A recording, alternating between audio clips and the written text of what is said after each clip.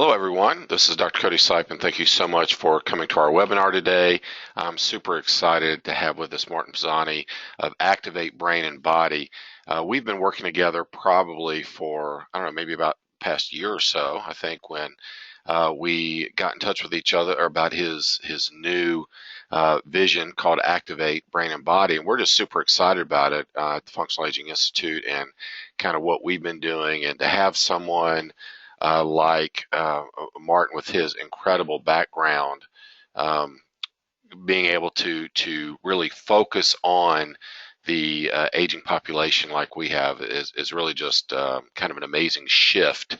And we've talked about, a number of times how quickly or how slowly the shift has occurred in the fitness industry. So we're very excited that Martin is really spearheading this, that he's seen kind of the future of fitness and is going to be able to share a lot about that with us. So Martin, thank you for coming. We appreciate you being here and sharing your expertise with us.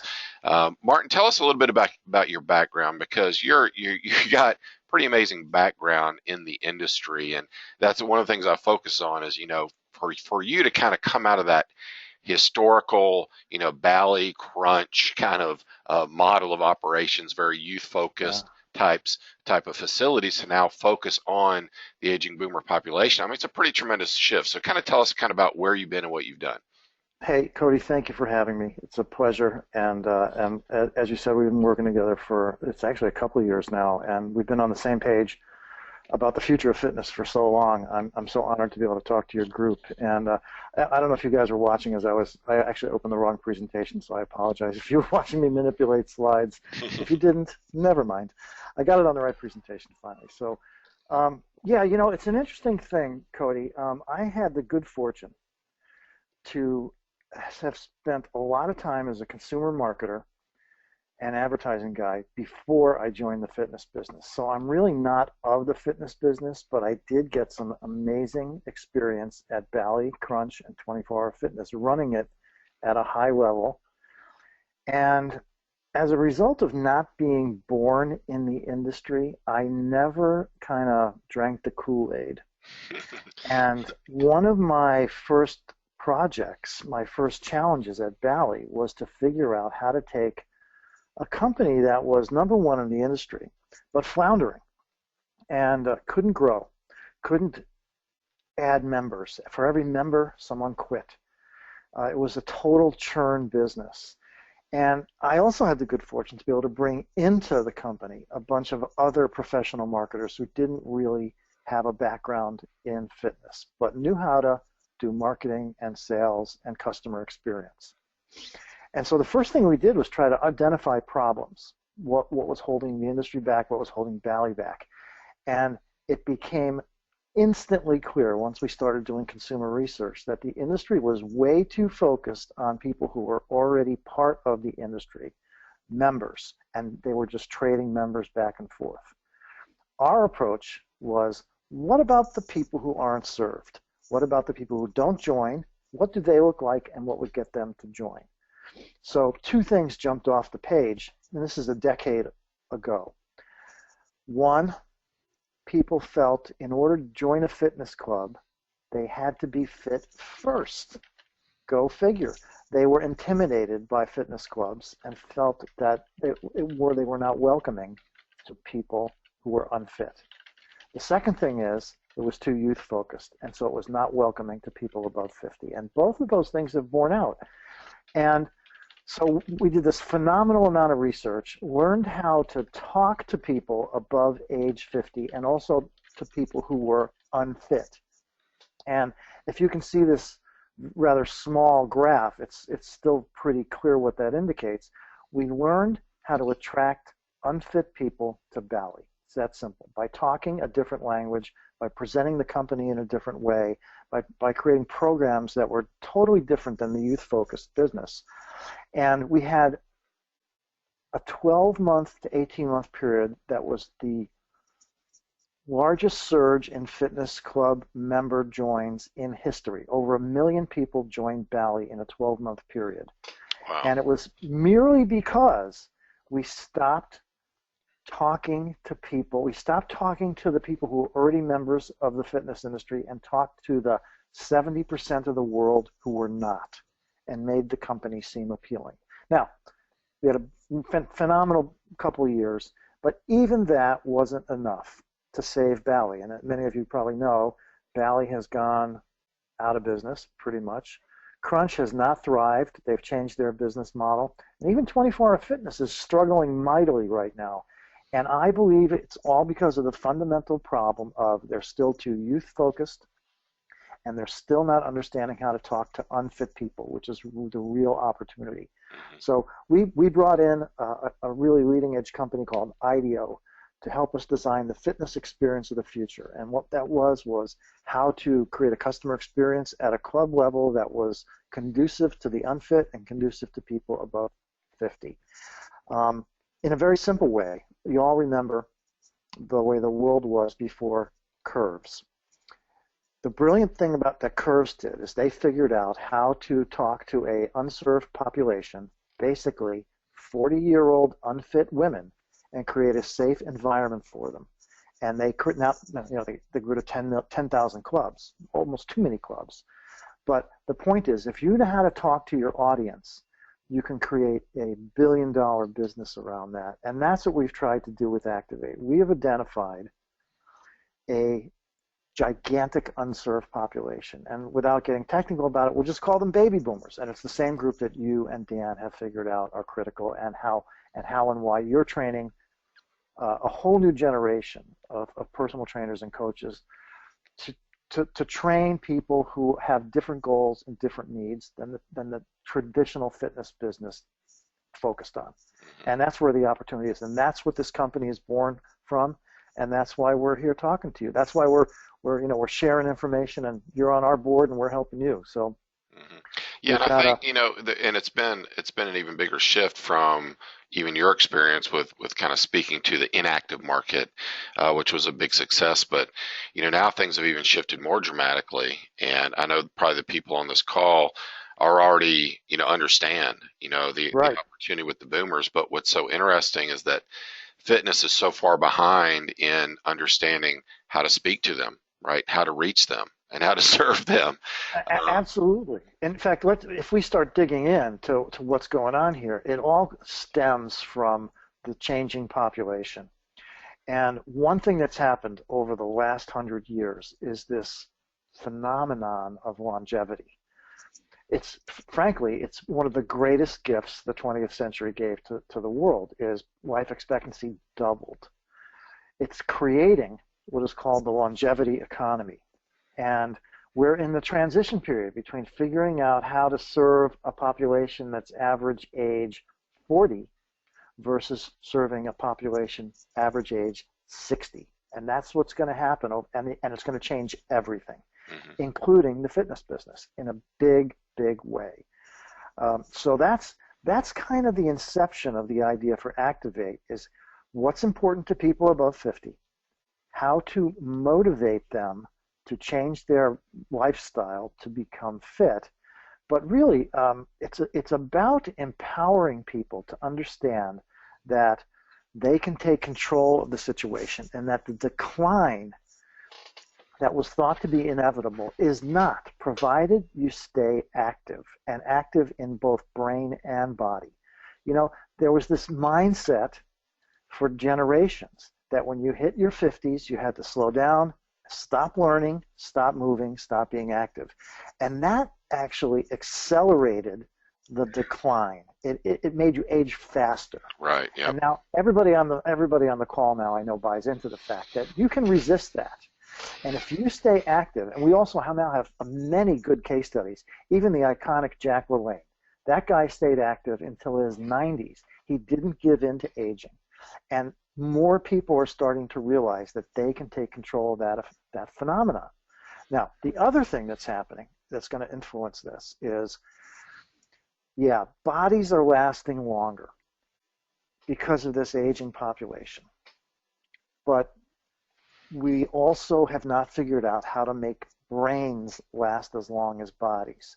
And that's one of the things that we're really interested in, is by creating certain fitness programs, by a certain lifestyle, and putting the brain first, everything changes about the fitness business. And again, let's go back. This population chart shows the bubble. There's 92 million people above age 45 in the United States. They are pretty much unserved. It's a $4 trillion market. They are concerned about their health, and if you ask them what parts of their health they're concerned about, people first say cancer, and the second they say, I'm concerned about my brain. I know somebody who had Alzheimer's or Parkinson's or is in dementia, and it's a very, very bad situation. It also turns out to be the most expensive healthcare problem we have is a person whose body is healthy who slides into dementia because they are hugely expensive to take care of. The other thing that's interesting about boomers, we as a group never have changed every category we've passed through. Every category. Food has changed, cars have changed, hotels have changed, the way we age has changed. And we have no intention of aging the way our parents have aged. We're all looking ahead and we're seeing our 80 to 85-year-old parents, and many of them didn't age well. They went into decline. They were expensive. They didn't stay active, and we have no intention of doing that. So the question is, how do we go about doing that? And there's also an economic factor here. People are looking around at their health care, and they're thinking, all right, first of all, how am I going to afford health care? But what can I do to prevent myself from getting sick in the first place? Because it's very clear when you look at the numbers. A healthy person aging into their 80s and 90s is the blue part of this. You understand what the costs are. But if you don't take care of yourself, you add stress, you add obesity, you add the problems of diabetes, cardiovascular problems, and then on top of that, you layer dementia, which, by the way, is far more likely if you're unfit and obese. Mm-hmm. The costs accelerate. It's actually unaffordable. It will cause a tremendous change in society if we do not figure out how to keep boomers from falling into this expensive healthcare cycle caused by metabolic syndrome, caused by inactivity.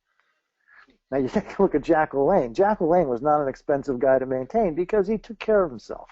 And the more people we can move towards activity, the better the culture will be, the better their lifestyles will be, the longer their lifestyle will be. It's just better for everybody. And here's the phenomenal opportunity for us as fitness professionals. So looking past the business as it is today, these people are unserved. They're looking for solutions. If you look at the membership in traditional fitness clubs, it plummets after age 45. Now we all know someone who's, active at an equinox at age 65, but it's a very small percent of the population. Most people are disenfranchised. They're looking for solutions, but they are fearful of the decline. They don't know what to do. Yeah, and I think let me stop you right there, Mark, because I think that's such a key point, and this is something that we hammer over and over again whenever especially if I speak at fitness conferences and I've got diverse audiences there, and I say who runs a CrossFit, and somebody will raise their hand. I say, do you have people over the age of 55 in your CrossFit? And they'll say yes. Who runs a hardcore boot camp? Who runs this? You find these people scattered everywhere, right? And so because of that, people think this is what they want, right? Of course they like CrossFit, of course they like this, of course they like that.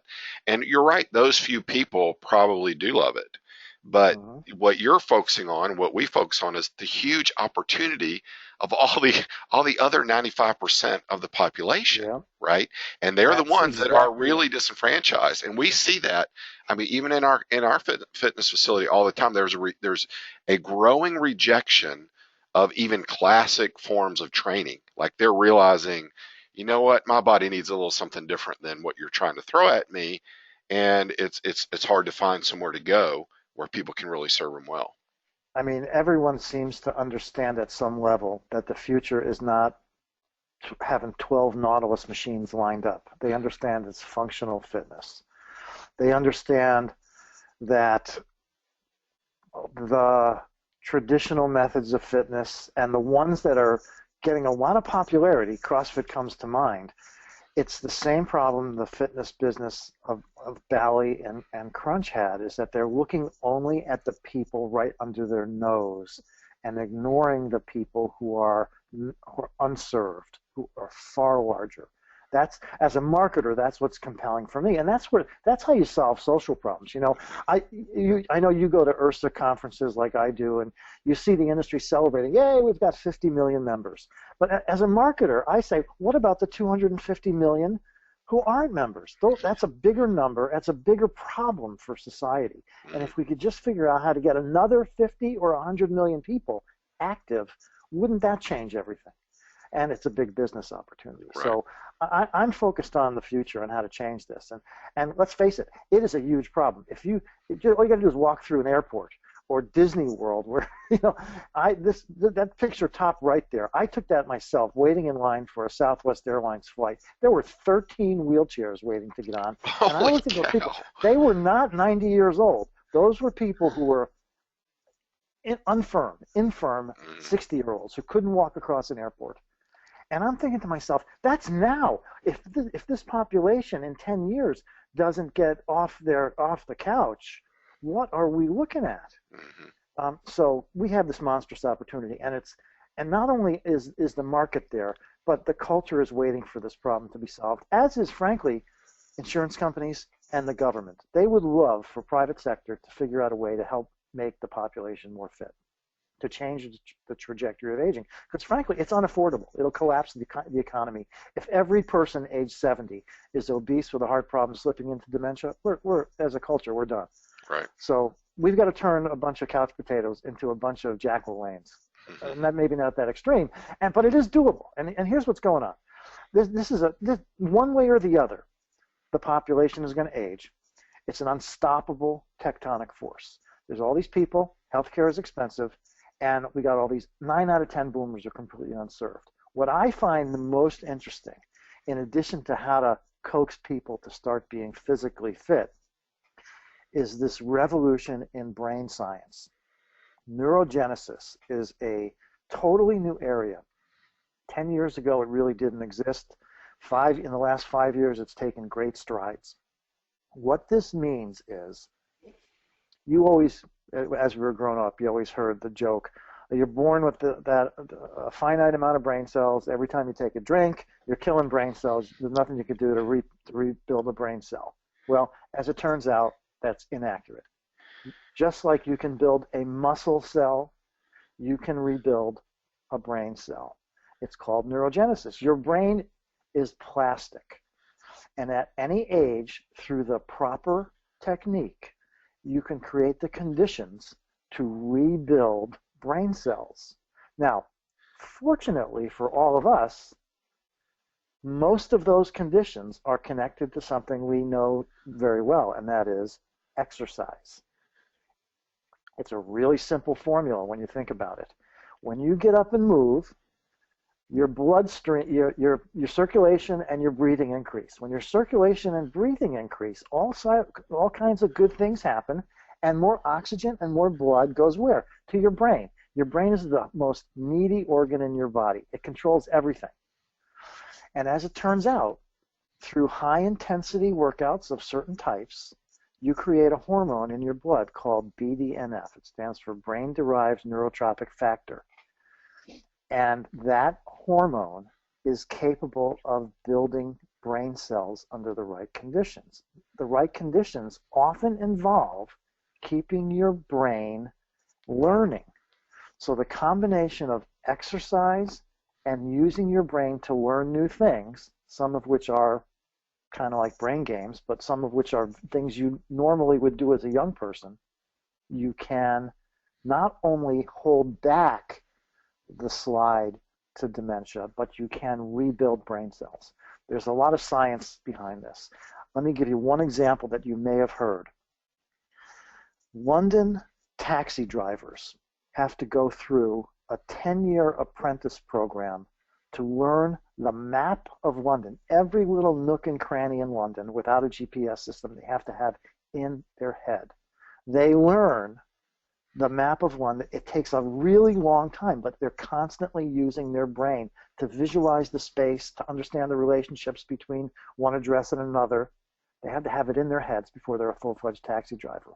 Well, lo and behold, now thanks to being able to do dissection and also a view of a live brain inside someone's head, they learn that London cab drivers have a hippocampus that is twice the size of a normal human being. The process of learning over that period of time is like doing curls.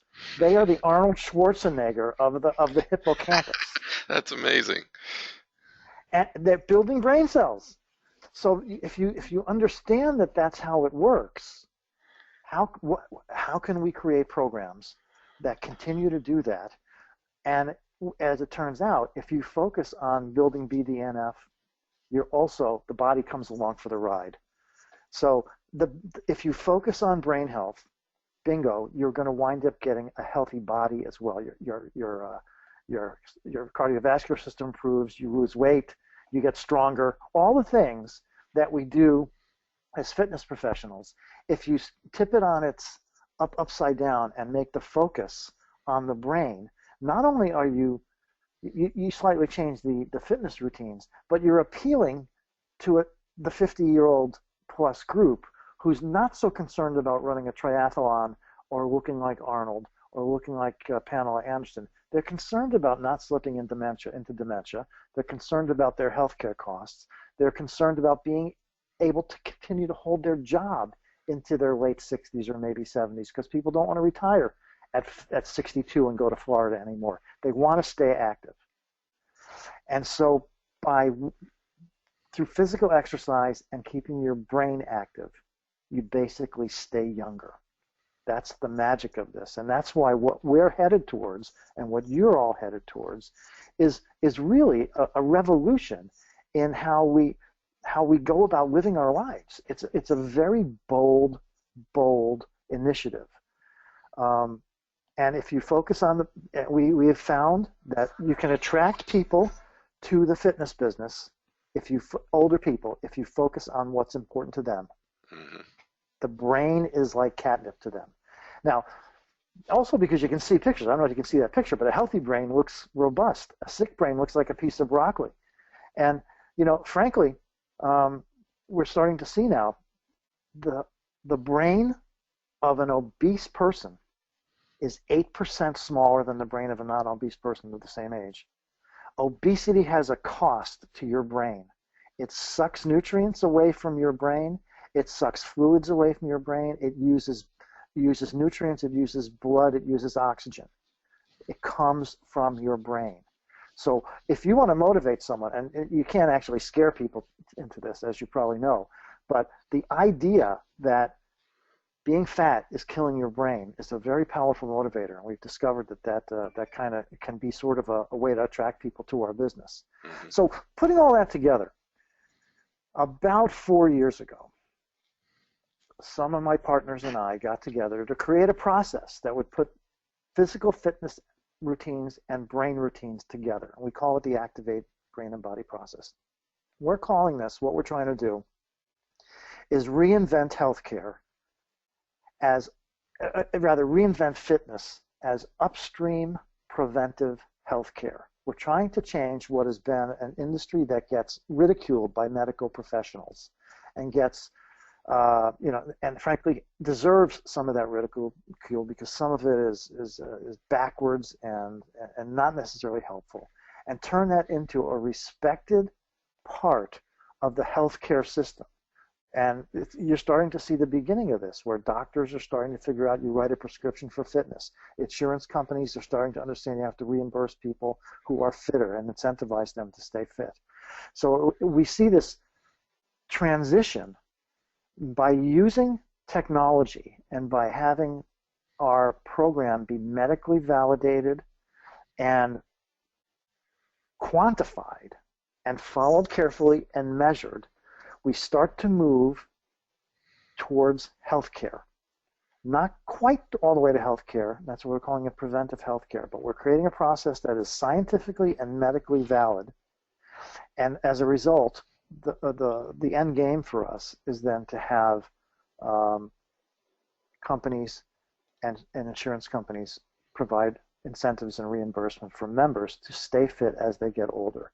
And we know this is going to happen because, frankly, if Silver Slippers or Silver whatever it is, Sneakers. Silver Sneakers, right? So if Silver Sneakers gets insurance reimbursement, which is a really, really bare bones program, what we're talking about is going to take that to the stars. We're pretty excited about our potential. So this process, after a couple years of trial and error, involves the use of assessment technology to measure everyone's important important measures: heart rate, body fat, of course, the traditional fitness ones, but also processing speed, your memory capabilities, your VO2 max. All this stuff it creates a baseline. We've created a routine that includes stress reduction programs, brain exercise, and both strength and aerobic training. So it's body, brain, and stress reduction. Interesting thing, when you focus on stress reduction, and that's got to be part of a fitness routine, believe it or not, it increases blood flow to your brain and makes your body more receptive both to brain exercise and body exercise. Stress is a killer. Stress not only creates hypertension, but it shrinks your brain. Cortisol running through your brain reduces brain cells.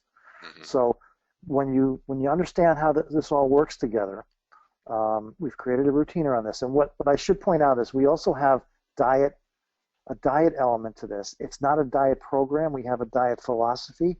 It's not listed here because it's hard to measure, but the diet philosophy is basically a Mediterranean diet, and that's medically valid. Our medical advisors are very convinced that, much like fitness programs, most diet programs are fads that don't work and they churn members, but by maintaining the Mediterranean diet, it will make everything about our process work better. So this process involves these pieces, but it's personalized. So for a active working 55-year-old person, the proportion of the program would be different. It might be as recommended here: 15% maybe stress management, 35% maybe aerobic, 25% maybe strength training, 25% brain exercise. For a person who's 10 years older and not working and less active, their program would involve a different series of tools and different proportions of what different things would be emphasized. So the assessment and a person's goals leads us to create a personalized program for them.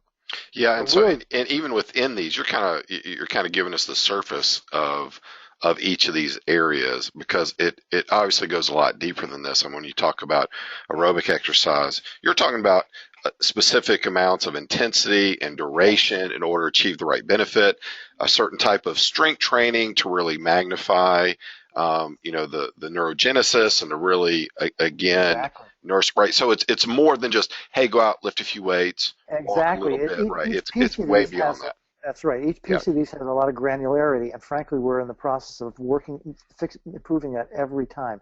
I'm going to get into some of the detail of each of these quadrants in a second, but keep in mind that, as you all know, the program is tailored to the person's capabilities, and we want to attract newbies. So for the intimidated newbie who's never been part of the fitness industry, their aerobic exercise likely starts out with 3 20-minute brisk walks a week. That's enough right there to get somebody started down the path. One of the things that the industry does wrong is they give newbies too hard of goals, and we've discovered that if you have to work people into fitness very gradually with achievable small goals, or they get scared off or they get injured. You have to make them feel like they can accomplish a goal. And so by setting the bar in the right place, just ahead of a person's abilities, you lead them down the path. And then you get them to a certain stage, then you give them more aerobic exercise. You get them to a certain stage with certain strength training, then you add something more complicated. And the same goes for the brain. Initial brain exercises are pretty simple, but a person who's really rehearsed their brain you'd be amazed at what a brain can accomplish when it's Yeah. trained the Yeah, right way. and the progression is going to look a lot differently. I mean, that's kind of why we've teamed up, is because we share that same philosophy of, in strength training, it's not just sit on a machine and get your biceps stronger. Because again, think about how cognitively difficult that is. It's not, right? It doesn't Right, require that brain body connection as if you were doing something more complicated right. of a strength training movement, and that's a standing multidimensional type movement pattern, and with different arm pattern variations. I mean, all that feeds into what your brain is having to do, right, instead of just You bet. veg out and sit back and do nothing. So Well, as it turns out, that's why functional fitness is so much better for the brain than sitting on an Nautilus machine, is because your brain has to direct your body. You don't go into a trance. yeah. And that's why, there's certain pieces of equipment that we like, that make your brain work while your body is working. For instance, most people would just get on a exercycle and just right away go into a trance, watch television or read a magazine. That's okay. I mean, if you do it the right intensity, it's okay. But there's a product out there called the CyberCycle that forces you to navigate almost as if you're riding a real bike, and to work your brain as you're riding. And that Mayo Clinic has shown that actually strengthens your brain. Mm. So there's lots of new equipment. There's lots of science out there, and very few people are actually applying it. In the traditional fitness business, they're not applying it at all because, frankly, there's the momentum and the investment in the old school equipment. They're not going to just throw it all out and put new stuff in. Yeah, But it's even like if, we have a model built on disengagement, right? Get on the treadmill absolutely, and completely disengage from what you're doing, and we're really talking about the exact opposite, to be it's fully exactly engaged in right. order to activate the brain. Yeah. Yeah. Your body and your brain are irrevocably connected, and you have to use that connection.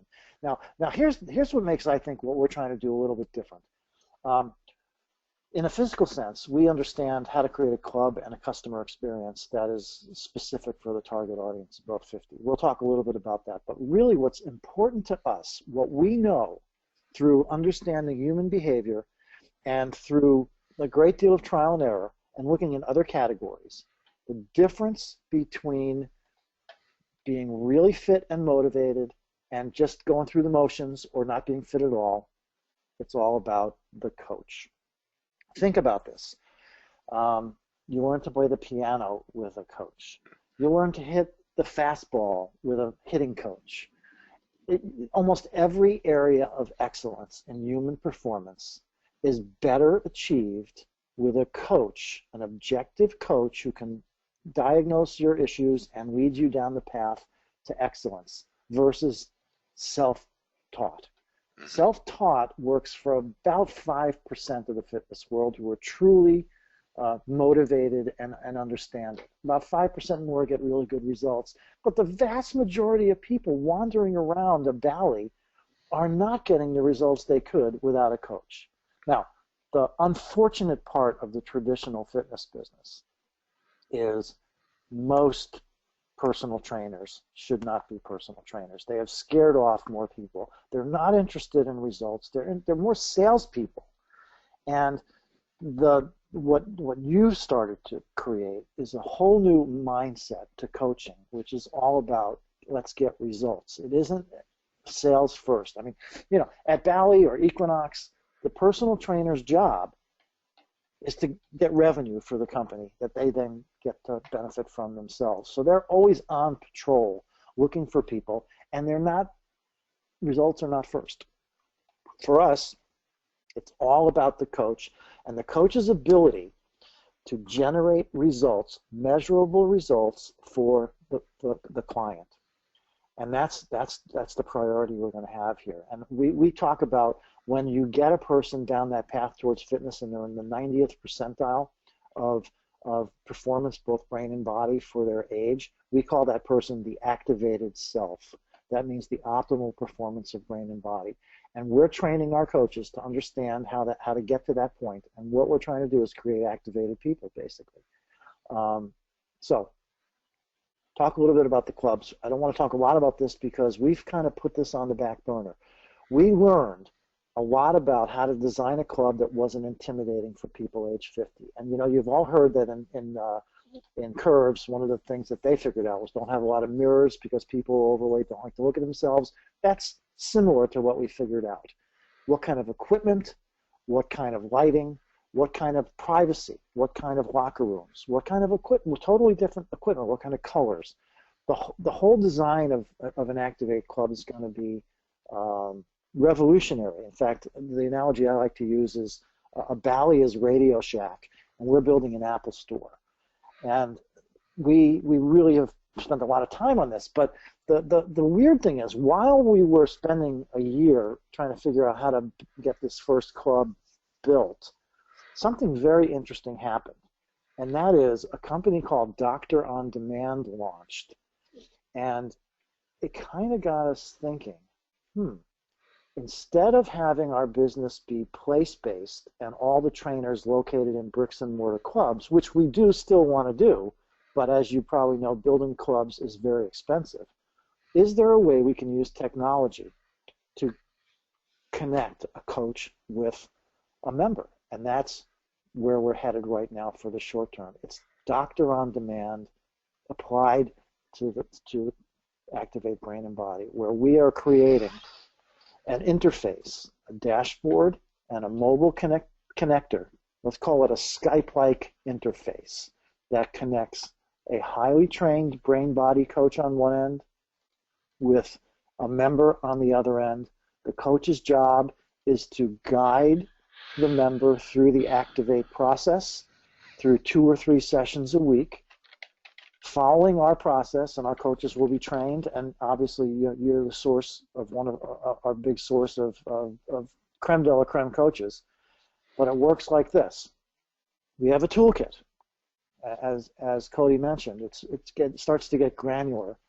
Our members would use the measurement tools. We're very excited about what the Apple Watch is going to provide, but for the moment, there's a lot of apps and wearables that are more achievable, Fitbit, being one of them.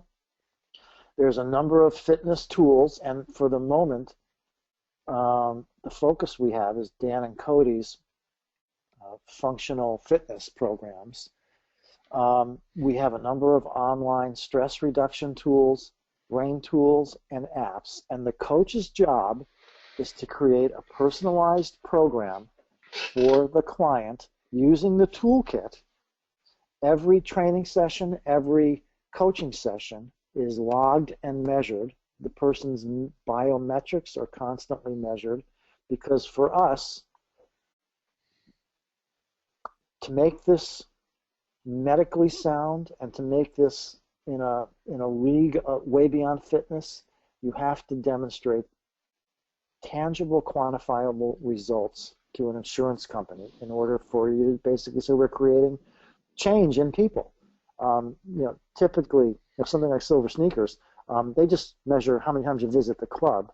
Now, as you know, the visit is not a visit. It's got to be a quality workout. Mm-hmm. So the coach's job is to make sure the workout is designed to stress a person's brain and body enough to actually create results. You just can't go through the motions. And because it's measured, the coach will know and the member will know. And it may seem a little disciplined, but that's exactly what the coach's job is to do, is to keep a person on plan and to keep them moving towards becoming activated and lead them down the path to higher tolerances, to set the bar a little bit higher, and to take a newbie from being a couch potato to an activated self. And we believe that the stair-step process, the type of tools we've selected, which we aren't going into great detail on these here, but they get harder and harder as your abilities increase. We know through a couple of trial programs that we can show profound changes in people's biometrics and just the way they feel about themselves and the way they look in as little as 8 to 12 weeks. So we're very excited about this process. Yeah, I'm really excited that when you started talking about kind of doing it remotely, you're going to reach a lot more people. I love that. That's what got us really excited. That's why Dan and I have really gone from our brick and mortar to doing more and more stuff online, because you can just impact so many more people's lives. But also the fact that you just didn't do like, okay, here's an app, go use it. That the coaching is built in because that's so critical for Yeah. getting results. And I'm telling you, this group wants that, right? They want Well, that well, type of feedback and coaching. Cody, I went to a conference for all the wearables, Fitbit and Nike Fuel Band. All those guys were there, and they were all talking about. They're all having one problem. People buy the wearable. For the first 30 days, they track it 24/7. Then it slacks off. Then it slacks off, and then it becomes I'm not so sure what I'm getting out of this. I've had this Right. thing on for 90 to 120 days. And I'm saying to myself, this is exactly like joining a fitness club and wandering around yourself. There's no coach. You're not interacting with another person.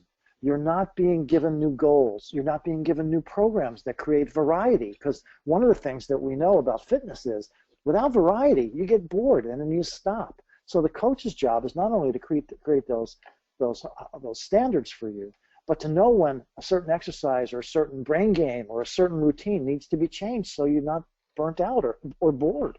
Right. So Yep. it's to Exactly. create variety. And Hmm. that's why the toolkit has to be broad. Now, as you also know, there really is no substitute for being present with a personal trainer. And so we do aspire to have brick and mortar clubs, but we think for the short term, launching through this cyber fitness club in the cloud, we'll get the product, we'll get our service out there to more people. And then we'll build clubs after we've proven the model this way. And we're real excited about it. We've done some trials. We're about to launch a trial. And as you know, um, we're about to start another trial program, and we're going to need some coaches. And we are hoping that from your world, and you've already sent us a few great ones, we can have a lot more coaches. We're a few short of our goal for launching a new pilot program. We're about to do that in about 3 weeks. It's an 8-week program. We're going to train a group of 60-year-olds and then go into beta test in the fall. The really interesting news is when we finish this, we're going to launch through Blue Cross Blue Shield's National Accounts Network. They've fallen in love with our process and the idea of it. And so we think once we get through this pilot program, we're going to scale very rapidly. And that's why we're so happy to be affiliated with you guys, and why you and Dan are on our board, is because Functional Aging Institute is going to be the beginning point for creating a new standard for fitness coach. Hmm. And so that's where we're excited about it. And so we're trying to get a few more people into the pilot program. And if anyone's listening would be interested, the next slide, that's my contact information. Feel free to reach out to me today. We're about, as I said, a couple weeks away. There's a little bit of training required, but we would love to have a few more trainers jump on board for our pilot program. And at the end of that, it's kind of a two-way audition. You'd be helping us, and we'd find a job for you as a key person within the launch of Activate when that's over. So it's a two-way street, and if anyone wants to raise their hand, you can contact me at these coordinates or reach Dan or Cody, and they'll forward the information on. Yeah, it's really an amazing opportunity. We're so happy to be a part of this because it's going to be, I think, just incredible. It's a game changer. It's going to make a lot of people kind of pay attention to the changes that are really needed in fitness, in the fitness space for this population. Martin, give us a little idea, give the people on the call a little idea of what are you looking for in a coach? When you talk about being a good coach, Yeah. who are you looking for? What kind of background or experiences or skills are you wanting to Yeah. have? Well, obviously, all the required certifications and having come from your world is a big step up, because then we know a person's got the mentality and the wherewithal to focus on the 50-plus population. We want people to be college educated and capable of understanding the concepts here. And we also, it's kind of funny. There's a service mentality, almost a healthcare mentality that some people have where they really do care about their clients. It's hard to quantify that. I Right. like to think it's almost like you see yourself as a nurse, or you don't see yourself as a fitness trainer, you see yourself as a medical professional. Rehab is close to that. People with the true inner desire to help people as opposed to churn people through by swiping their credit card. It's a very different mentality, and we want to create a standard of coach that is elevated way above what the standard personal trainer is in the fitness business, Yeah. and layer upon that the respect and the expertise, so that there's a respect from the insurance world. And again, we're trying to reinvent fitness Yep. as upstream preventive healthcare, and we need a higher standard for the coaches. And again, uh, knowing the consumer, having a propensity for the science behind this and the right attitude towards caregiving goes a long way. hmm So having that college background, being a certified functional aging specialist, and using that with older adults to understand the training part and kind of the caring aspect, which, I'm super excited about all the people that are kind of following FAI now, because Yeah, I think we've Dan and I are very, I guess, clear about our passion for working with this population. And I think passion attracts passion, caring attracts caring.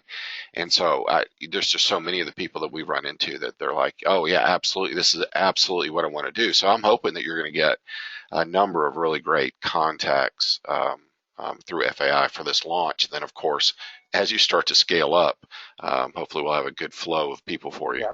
I'm looking forward to that. And again, what you said about mission is really important, because again, we're mission driven. Our mission is to radically improve the trajectory of aging and to hmm let people live happier, healthier, longer lives. That's what's driving this. Yeah, we're going to be a for-profit company, but we have a mission, and that we think companies like us, we can trigger a whole revolution in how fitness goes from being almost a ridiculed industry by some. And I can tell you, I've done a lot of research, during the Bally days. It was ridiculed. hmm We want to be more like a healthcare company where people look at it and think it's medically sound, respectable, and serves a purpose that makes people have better lives and help society. So it's a Yeah. totally mission-driven thing, and we think it's compatible with also running a good business. Well, So let's a that's couple of questions have come in. One question is about the time commitment for the pilot. What type of time commitment yeah. are we talking about? Well, for the pilot, it's actually kind of short amount of time. We're thinking it's about a 5 hour per week commitment for 8 weeks. There would be a little bit of training for the next couple of weeks before that to understand our process and some of the brain exercises. But the fitness part would be very easy because your gang is proficient in that. So it's an 8 week trial program, about 5 hours per week, and that would entail training 2 or 3 people in the pilot. hmm And not only that, but there's the other side of it is we want people who are capable of helping us make it better. It's not just following a rote program; it's Right. following a program, but understanding how it can be made better by someone who's insightful enough to listen to their customer and listen to our program and make suggestions. So there's kind of a help us make it better aspect to the pilot as well. Yeah. And do they have to pay anything for the training? Or are you providing that for free? It's all for free. Yeah, no, Mhm. everything's for free. And at the end of it, I think there'll be a very nice job for someone. No, this isn't you pay us for us to train you. This is we gladly train you if you want to be part of this, and we'll help you be part of Activate at the end of this. And It's kind of you got to believe in this entrepreneurial spirit and how oh yeah. there's this big potential here, and how we're doing something revolutionary, and we'd love to have some people who can see the same vision and are willing to be part of it. I mean, we think we're creating, a very disruptive company, Oh and, yeah. and Yeah. something that is potentially, I hate to say it, people throw it around, the Apple of fitness. So I hate to say that, but we're trying to be that kind of revolutionary company, using technology and disrupting what we think is a kind of a stodgy, failed business. Oh yeah. Yeah. Well, I mean, from our first conversation, Dan and I were like, this is going to skyrocket. I mean, this is going to be so successful. It's what's needed. And for one thing, because of your background, you're taking a very comprehensive, very science-based approach. You've gotten in touch and used so many very sharp people. This is not just, you're sitting in your office going, let me look at a few articles and see what's worked. I mean, you've got experts in the Yeah. brain science and the fitness science and in aging and in, all these different areas. You've tapped into some really smart people. So, it's more than just you sitting in a back room going, hey, I Yeah, got a no, good idea. I'm glad you mentioned that, Cody. I like to say when we talk to investors, they say, "Tell me about your company and your board." And I say, "Well, uh, I say this unabashedly. If the board and the management team were given the assignment of running Lifetime Fitness tomorrow, I think we'd do a better job of who's there. We have that level of skill, that level of experience. Our board is almost all renowned in their field, doctors, PhDs, brain scientists, and fitness experts. And so we've got this really incredible team assembled, and we're just ready to push the go switch and turn this into something really special. Well, that's awesome. Well, Martin, I'm going to end us up here, and I will say that the questions that are coming in, I've got a lot of comments of people that are super excited about this. So Great, I great. think you're going to be getting some emails. And I want to tell all those that are on the call, I mean, if you are seriously interested about this and you think you've got something of value to really add to this process, then please get in touch with Martin directly at his email address to make sure that you can be considered for this. And for those of you that don't know, I didn't mention this at the beginning, Martin's going to be a keynote speaker at our Functional Aging Summit coming up in June. And if you haven't heard about that, just go to our website, thefunctionalaginginstitute.com, and click on the banner for our summit there at the top, and you'll see Martin and all of our other incredible speakers. But I'm excited about Martin's talk because he gave us just kind of a little bit of a background about what he went through, with at Bally's and what the kind of industry has gone through, and he's going to go much deeper into that and kind of talk about the seismic shift that's occurring. And you're going to even show some old commercials, right? I am. Yeah, I'm that's gonna, going to be in fact, great. I'm gonna make my old company look like a dinosaur and embarrass them badly. Fortunately, they don't really exist anymore. But I think the fitness industry was its own worst enemy.